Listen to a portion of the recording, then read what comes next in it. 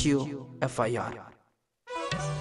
देखिए जियो FIR हर जुमे रात की रात 11:05 सिर्फ जियो न्यूज पर।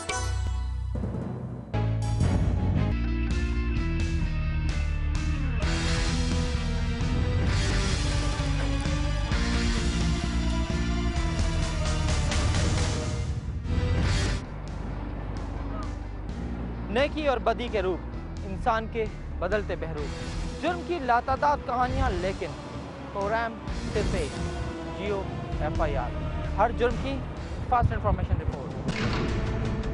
कुछ लोगों पर वक्त वाकई बुरा आ गया है। कभी उनसे जाली डिग्री ऐवान में सियासत का हक छीन लेती है, तो कभी 16 साल बाद गड़ा मुर्दा बाहर निकल आता है। 16 साल बहुत होते हैं, इंसाफ तो दूर की बात, उसकी आस भी दम तोड़ देती है। लेकिन खानपुर में कुछ लोग आज भी इसी उम्मीद पर जिंदा हैं कि शायद सूरज आज मशरिक की बजाय मगरिब से निकल आए। ये कच्चा घर और इसमें सरापा सवाल बने ये अफराद 16 साल से मुतमन्नी हैं कि इन्हें जवाब मिले कि आखिर इंसाफ इन्हें घर की दहलीज पर कब मिलेगा।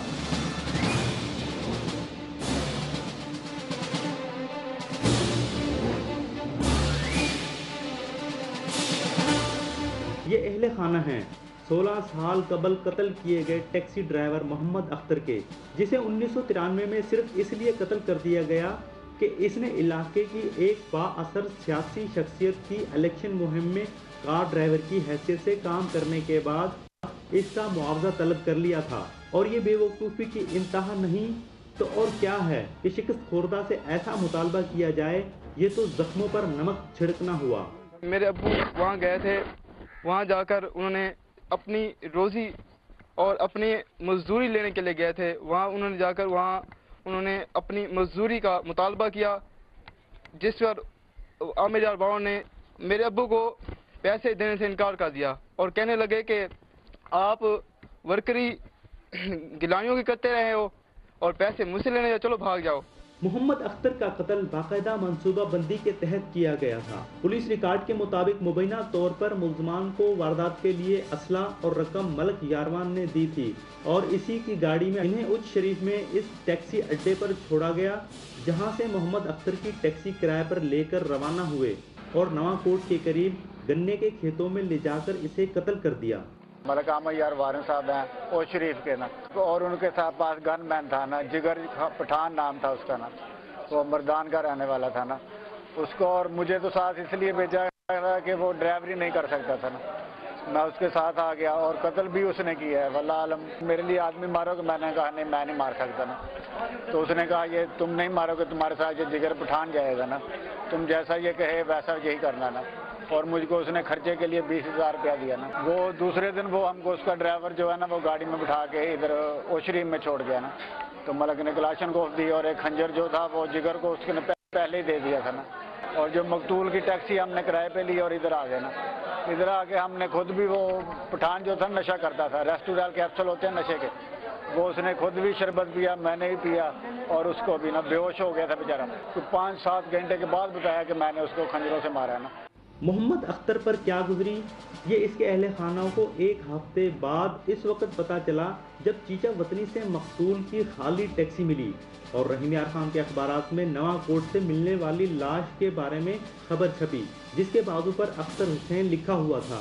अहले खाना के पहुंचने तक इलाका पुलिस लाश को लावारिस करार देकर अमानतन दफन कर चुकी थी। कब्र खोदकर लाश निकाली गई और पोस्टमार्टम कराया गया। पोस्टमार्टम रिपोर्ट के मुताबिक अख्तर हुसैन के जिस्म पर खंजर के 72 जख्म थे, यानी इसे निशाने इबरत बना दिया गया।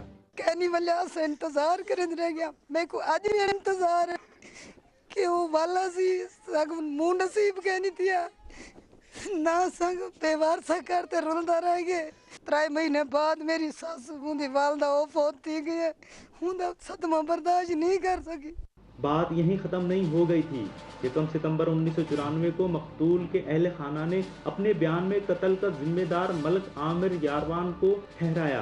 पुलिस रिकॉर्ड के मुताबिक इस बयान पर मलक आमिर यारवान के चचा मलक खुदाबख्श यारवान, जो इसके ससुर भी थे, थाने पहुंचे और कुरान पाक हाथ में लेकर कसम खाई कि अख्तर हुसैन को हमने नहीं मरवाया और जब भी सबूत मिले हम जिम्मेदार होंगे।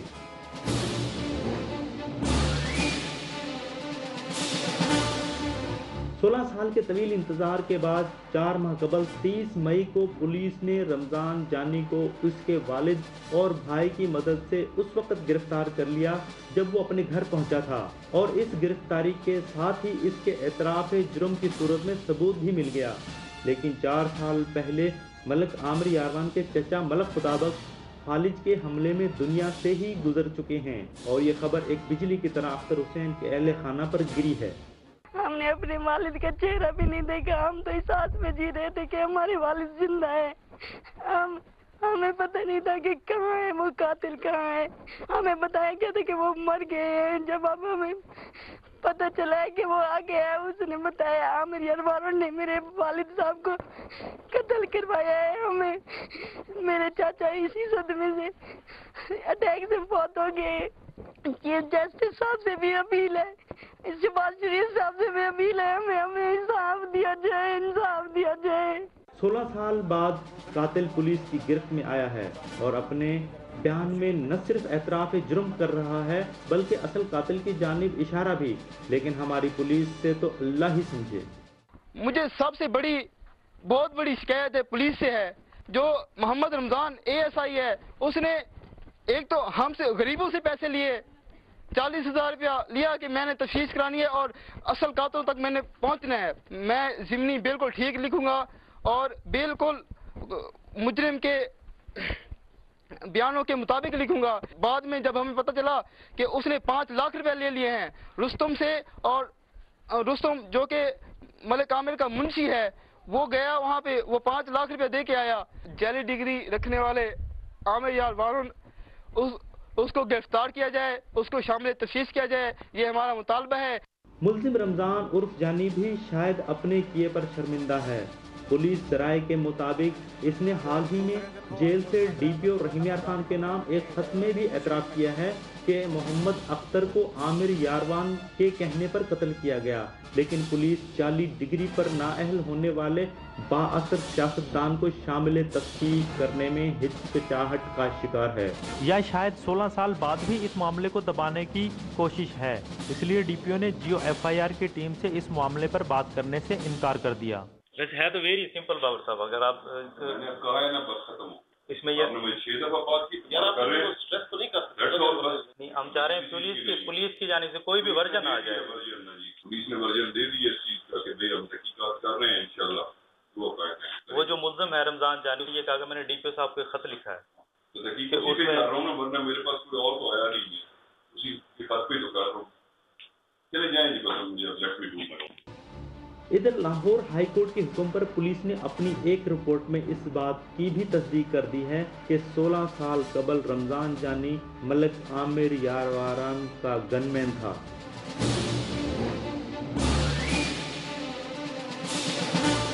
मेहनत का सिला मांगने पर मौत दे दी गई और इंसाफ मांगने पर 16 साल का तवील इंतजार जो ख़त्म होने में ही नहीं आ रहा। किसी भी इंसाफ से आरी मुआशरे में निज़ाम की खराबी ही अवाम को कानून अपने हाथ में लेने और इंसाफ खुद करने पर मजबूर करती हैं। जियो FIR के लिए कैमरामैन शाहिद सयाल के साथ मलिक मोहम्मद असलम, तहसील खानपुर, ज़िला रहीम यार खान। 16 साल बाद रमजान जानी का बयान रिश्ता दीवार है और शायद उन्होंने इसे पढ़ भी लिया है। हमने मलिक आमिर यारवान से बात करने की बहुत कोशिश की, लेकिन बात तो वहीं होती है ना जहां कोई बात करना चाहे।